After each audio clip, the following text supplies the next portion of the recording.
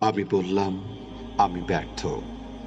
আল্লাহ বলেন, বিশ্বাসীরা সফল হয়। আমি বললাম, আমার জীবনে অনেক কষ্ট। আল্লাহ বলেন, নিশ্চয়ই কষ্টের সাথে আছে স্বস্তি। আমি বললাম, আমাকে কেউ সাহায্য করে না। আল্লাহ বলেন, মুমিনদের সাহায্য করা আমার দায়িত্ব।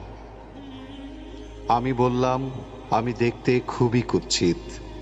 আল্লাহ বলেন, আমি মানুষকে সৃষ্টি করেছি সুন্দরতম আকৃতিতে।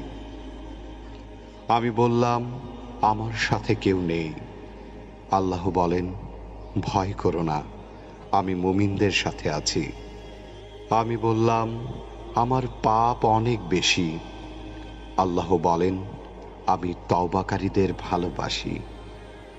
আমি বললাম, আমি সব সময় অসুস্থ থাকি। আল্লাহ বলেন, আমি কোরআনকে রোগের নিরাময় হিসাবে পাঠিয়েছি। আমি বললাম, এই দুনিয়া আমার ভালো লাগে না। আল্লাহ বলেন, তোমার জন্য পরকাল ইহকাল অপেক্ষা শ্রেয়। আমি বললাম, বিজয় অনেক দূর। আল্লাহ বলেন, আমার সাহায্য একান্তই নিকটবর্তী। আমি বললাম, আমার জীবনে খুশি নেই। আল্লাহ বলেন, শীঘ্রই তোমার রব তোমাকে এত দেবেন যে তুমি খুশি হয়ে যাবে।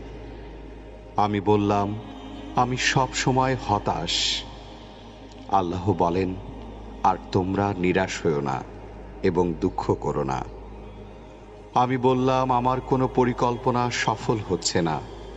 আল্লাহ বলেন, আল্লাহ সর্বোত্তম পরিকল্পনাকারী।